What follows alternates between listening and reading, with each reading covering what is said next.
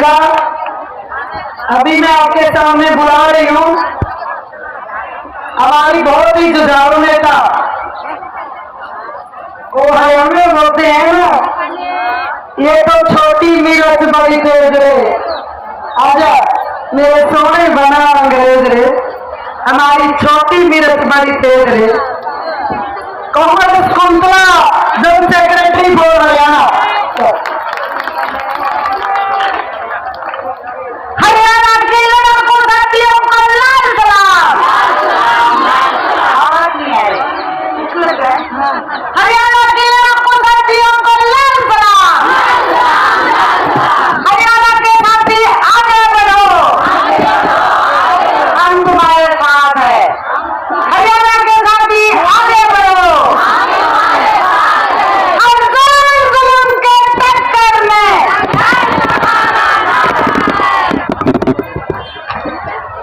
माननीय सम्मान के योग्य हमारी फेडरेशन की अध्यक्ष उषा रानी जी, हमारे जनरल सेक्रेटरी के.आर. सिंधु जी, तमाम राज्यों से आए पदाधिकारी और पूरे देश से आए मेरी आंगनबाड़ी वर्कर्स, हेल्पर्स बहनें, CITU के नेता, मीडिया के साथी, तमाम साथियों का मैं हरियाणा की जनरल सेक्रेटरी होने के नाते क्रांतिकारी स्वागत करती हूँ। मैं आपका बहुत बहुत धन्यवाद करती हूँ। साथियों, हरियाणा के जो लोग हैं उनकी बोली जो है वो खड़ी बोली है। खड़ी बोली का मतलब है वो बेशक दुबले पतले आवाज बुलंद मिलेगी तमाम लोगों के, तो हम नारे भी बुलंद भाषा में लगाते हैं और जवाब भी ऐसे ही मांगते हैं कि सब बुलंद आवाज में नारा लगाए।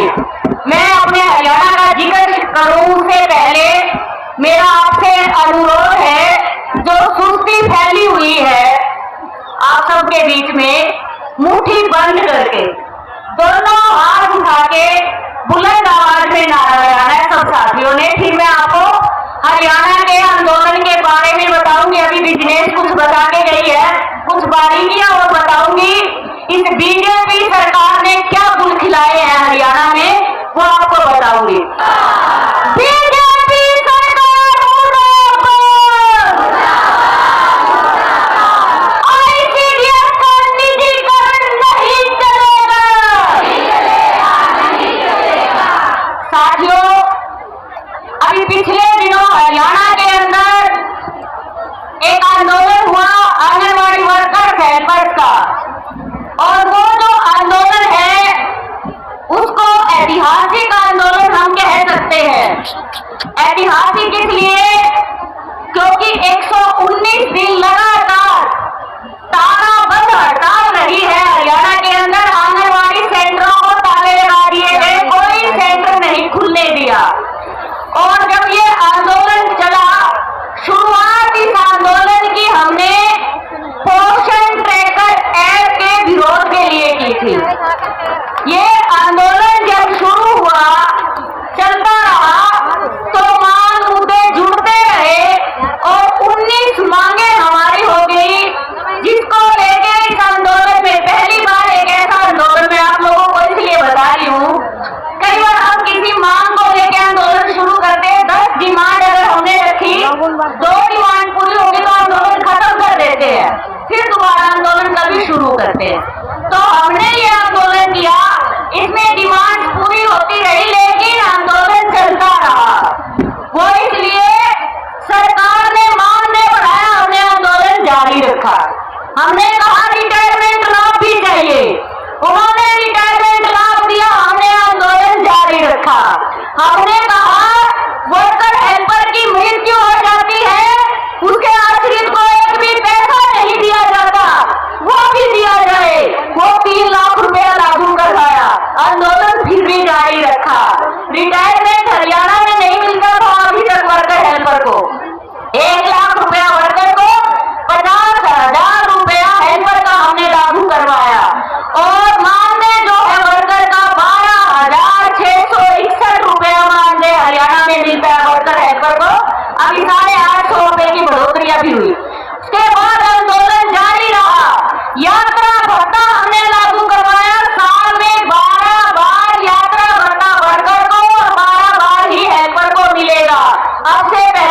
मिलता था, आंदोलन फिर भी जारी रहा।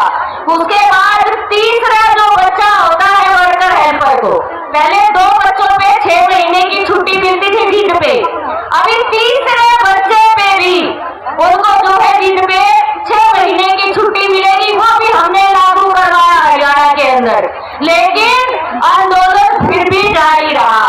हमने कहा इस आंदोलन को पोषण ट्रैकर के लिए लागू किया था, हमने चालू किया था इस आंदोलन को। वहां ना कोई मोबाइल दिया गया है, ना कोई सिम कार्ड दिया गया है, और कहते हैं ऑनलाइन काम कीजिए। हमने कहा आप हमारे साथ वो काम कर रहे हो कि बॉर्डर पे जाओ दुश्मन को मारना है, ना चेन गन दी है, ना गोली दी है, ना कोई ट्रेनिंग दी है, दुश्मन को कैसे मारेंगे? तो उन्होंने कहा चलो ठीक है, आप लोगों को गोली दे देंगे, यानी रिचार्ज खर्च दे देंगे। अरे गोली भी तो चेन गन में डलेगी, वो रिचार्ज भी मोबाइल में होता होगा। तो फिर बोलते हैं कि आपके पास मोबाइल है तो सही।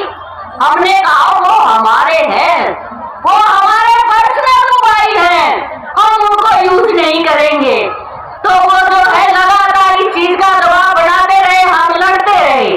और उन्होंने, मैं कह रही थी जो कि बीजेपी सरकार ने क्या गुल खिलाए हरियाणा में, वह राज्य में भी बीजेपी सरकार है, गठजोड़ की सरकार है, डबल इंजन की सरकार है, जेजेपी और बीजेपी का गठबंधन है। वहां पर उन्होंने क्या किया कि महिलाओं का आंदोलन खत्म होने का नाम ही नहीं ले रहा, टीम गठित की विभागीय अधिकारियों की, और रात को 11-11 बजे, रात को 11-11 बजे अधिकारियों को वर्कर हेल्पर के घर भेज रहे हैं, बोल रहे हैं, पति को बोल रहे हैं अपनी पत्नी को रोकिए हड़ताल में जाने से।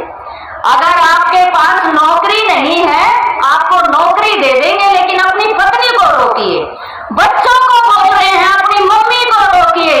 अरे बहुत सारी महिलाओं की पिटाई करवाई इस सरकार ने, जो नारे लगाती है बेटी बचाओ बेटी पढ़ाओ के, बेटियों को पिटवाती है ये सरकार, और इन्होंने ऐसा हरियाणा में किया। लेकिन हम उन महिलाओं को सैल्यूट करते हैं, उन महिलाओं ने पुलिस दमन को सहन किया, विभागीय दमन को सहन किया, घरेलू दमन को सहन किया, उसके बावजूद भी लड़ती रही, और लड़ते लड़ते हमारी 975 वर्करों की सेवा समाप्त की हरियाणा सरकार ने। दिल्ली में भी कुछ बहनों की सेवाएं समाप्त की हैं 1000 के लगभग। लेकिन हरियाणा के लोग, वैसे तो कहते हैं हरियाणा के लोग भोले भाले, लेकिन हम इस मामले में अपने आप को ये मानते हैं हम बहुत चालू निकले।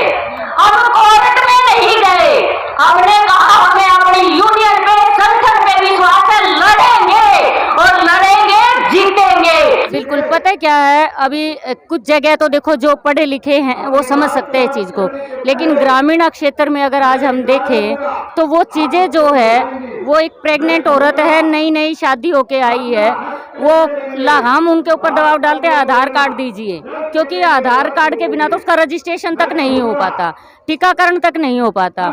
और घर वाले, कई बार ये भी है हरियाणा के अंदर तो मतलब प्रेग्नेंट हो गई बहू, बताते भी नहीं है कि ना ना कुछ नहीं है, ये ऐसे ही है वैसे ही है। मतलब बच्चा जब थोड़े दिन टप जाते हैं और पता लग जाता है कि ये प्रेग्नेंट है, तब पूछते हैं हम क्यों नहीं बताया आपने, तो बोलती हैं वैसे ही नहीं, हमने तो बताया कि बताने से बच्चा खराब हो जाता है, बताने से गिर जाता है, ऐसी धारणाएं बनी हुई है। हमारे आगे चैलेंज बहुत है इन चीज़ों को लेके, लेकिन उसके बाद भी हम चैलेंज फेस करके इस चीज़ के अंदर काफ़ी सुधार हमने किया है। भ्रूण हत्या पे हमने काफ़ी रोक लगाई है पूरे देश के अंदर अगर देखा जाए। लेकिन होता क्या है, अगर एक एरिए के अंदर 1 महीने में 2 लड़के पैदा हो गए, लड़की पैदा नहीं हुई, तो वर्कर का नोटिस जारी होगा। लेकिन अगर उसी एरिए में 1 महीने में 4 बेटियां पैदा होगी तो सम्मानित अधिकारी होंगे, वर्कर को सम्मानित नहीं करेंगे। तो आप ये देखिए, जब सजा देते हैं तब तो वर्कर को, और सम्मानित होना होता है तो बड़े अधिकारियों को सम्मानित किया जाता है। काफ़ी हमारे साथ दोगला व्यवहार किया जाता है सरकार और विभाग के द्वारा। मैम, जब आपकी ज्वाइनिंग होती है वो किस तरीके से होती है? क्या आपको डायरेक्ट कर दिया जाता है या सरकार द्वारा कोई फॉर्म निकलता है? नहीं, बिल्कुल हमारे फॉर्म निकलते हैं, उसको हम फिल करके जमा करवाते हैं, इंटरव्यू होता है हमारा, उसके बाद हमारी ट्रेनिंग होती है, 1 महीने की जॉब कोर्स पे हमें जाना होता है, घर नहीं आना होता, 1 महीना वहीं रहना होता है। तो ये सब किया जाता है, उसके बाद हम जो है ड्यूटी पे जाते हैं। मैम ये सब करता कौन है? ये सब डिपार्टमेंट करता है और हमारा जो चेयरपर्सन होता है वो एडीसी होता है। यानी कि सरकार के द्वारा ही हो रहा है? बिल्कुल सरकार के द्वारा ये सब कुछ है। सरकार वैकेंसी निकालती है, बकायदा अखबार के अंदर जो है वो आता है कि इतनी सीट है, एडवर्टाइजमेंट आता है उसके अंदर, और सारा कुछ देके उसके बाद जो है इंटरव्यू होता है। ये सब सरकार के द्वारा प्रक्रिया अपनाई जाती है, लेकिन उसके बाद हमें कहा जाता है सोशल वर्कर है। अब आप ये देखिए, मान लो सोशल वर्कर है, समाज सेवा का काम, तो समाज सेवा का काम मर्जी से होता है। मेरा मन आज किया, मैंने कर लिया, मेरा आज मन नहीं है, मेरा मूड नहीं है, मैं आज नहीं करूँगी। वो समाज सेवा का काम भी करवा रहे, लेकिन डंडे के जोर पे करवा रहे हैं हमारे से। 6-6 महीने तक मानदेय नहीं दिया जाता, और इस स्कीम के अंदर ज़्यादातर विडो महिलाएं हैं, एकल महिलाएं हैं, डिवोर्सिस महिलाएं हैं, डाइवोर्सिस, तो वो महिलाएं जो हैं काम कर रही हैं इसके अंदर।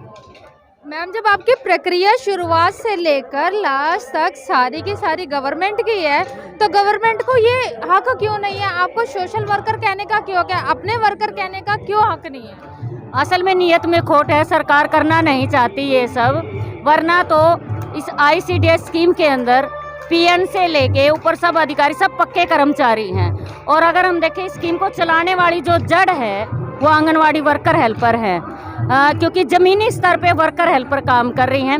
उसको अपने एरिया का पता है, कितने घर हैं, किस घर में कितने मेंबर हैं, कितने बच्चे हैं, कितने साल का है, ये हमारी फिंगर पे होता है। आप लोगों के फिंगर पे रहता है, क्योंकि हमारे उधर भी आशा वर्कर्स है ना, सबके फिंगर पे रहता है, सबको पता रहती है अभी किसके घर में कितना बच्चा बिल्कुल, आशा वर्कर, आंगनवाड़ी वर्कर, जो फील्ड वर्कर है, उनके सब ये 1 मिनट में मैसेज डाल देते हैं, हमें ये रिपोर्ट चाहिए गाँव में कितने अनमैरिड लड़के हैं, तो वो रिपोर्ट भी हम देते हैं इनको।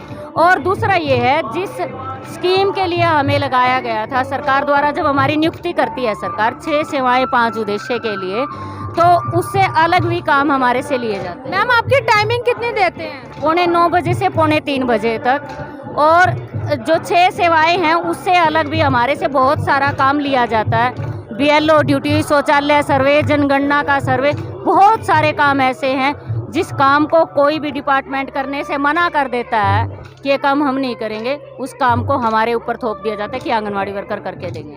अगर देखा जाए ना, जो ICDS जो स्कीम है वो इस पूरे विभाग की रीढ़ की हड्डी है।